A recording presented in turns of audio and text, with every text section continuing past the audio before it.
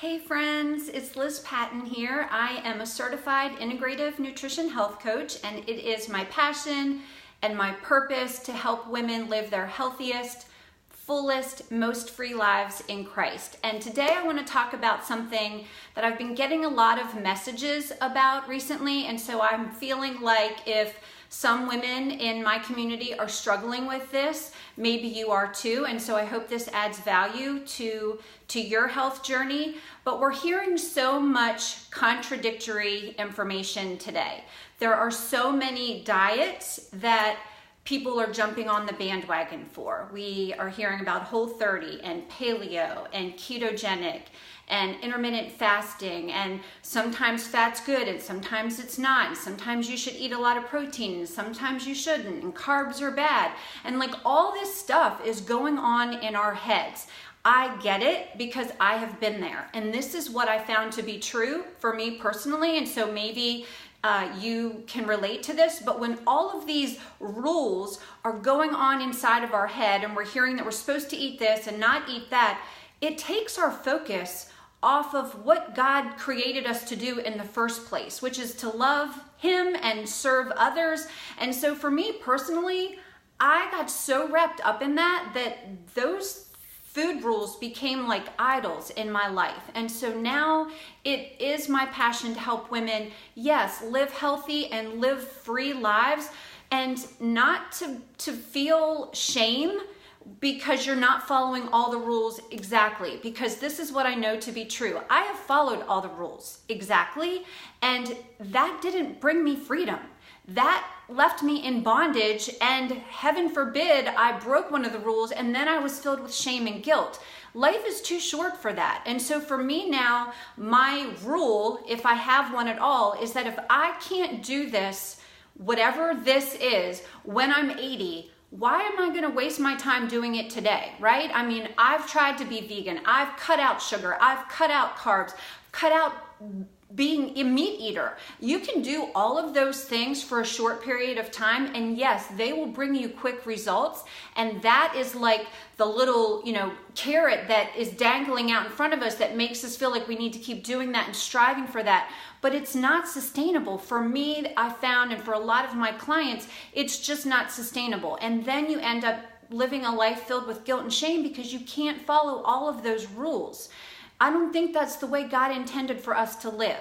But one health principle, one thing that I believe that every registered dietitian, nutritionist, health coach, if you ask them about this, I believe we would all agree on that, and that is more fruits and vegetables is a good thing.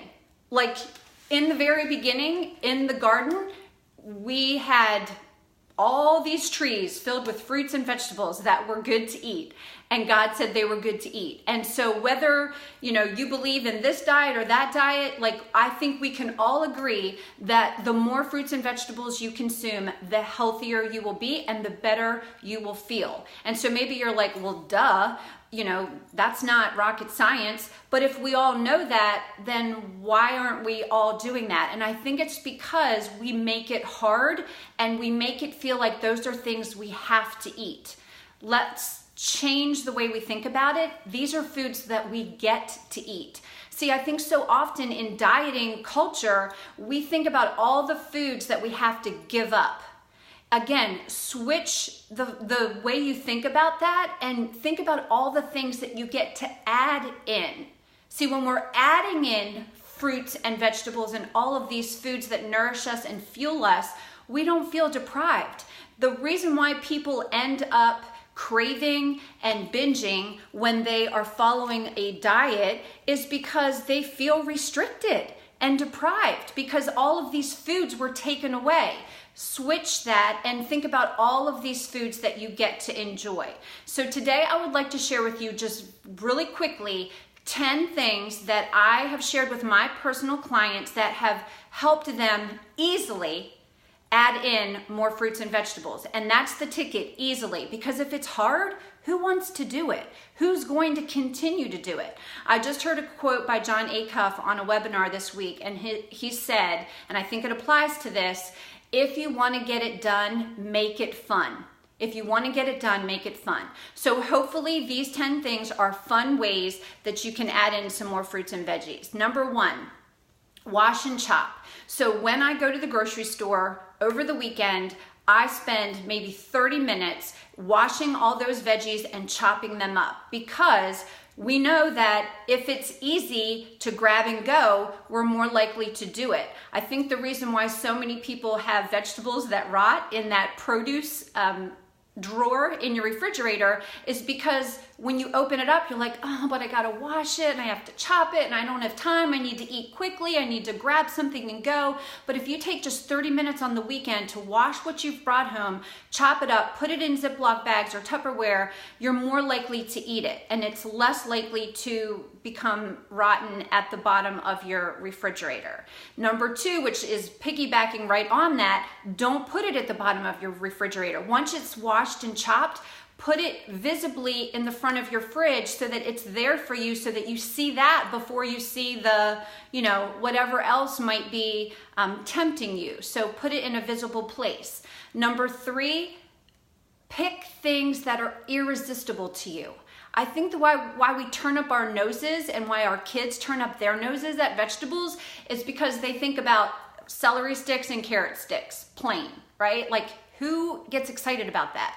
But if you think about roasted Brussels sprouts or making zucchini zoodles and putting a yummy pesto sauce on top, or roasting butternut squash and turning that into a savory soup, like, pick things that sound irresistible to you.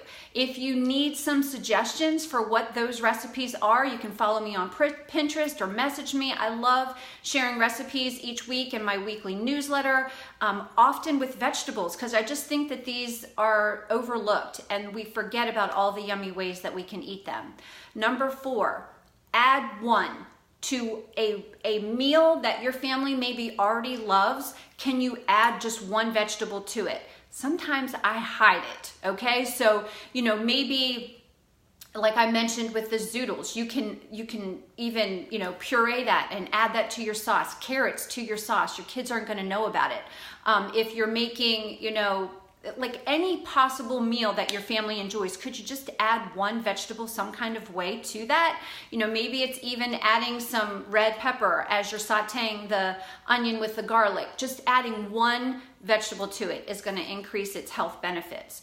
Number 5, having them with breakfast. So often we don't think about vegetables at breakfast, but this is a fun way to get in some extra veggies and nutrition for our day. So maybe that's adding spinach to your morning omelet, or having some sauteed spinach on the side of your scrambled eggs. Some fun way to add in some vegetables for breakfast.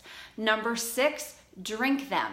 So I know a lot of people, busy moms especially, are drinking smoothies for breakfast. So just add in some veggies there. I promise you, and I know it sounds crazy, but if you add spinach or kale to your morning smoothie, it's not going to change the taste. It might change the color, but if you're adding fresh berries to it, that bold berry color is going to overpower any vegetable that you add to your smoothie. For me personally, I just simplify the whole process. I've been drinking Shakeology for the last 7 years, and for me, that's just the easiest way to get my superfoods with my morning breakfast and my smoothie. Number 7, having a salad every day, whether you have it for lunch or whether you have it with part of your dinner, is just a super simple way to get in those vegetables. And our grocery stores have made this so easy for us. If you don't have time to wash and chop, grab a bag of it that's already done for you. That's such a better choice than, running through the drive-thru.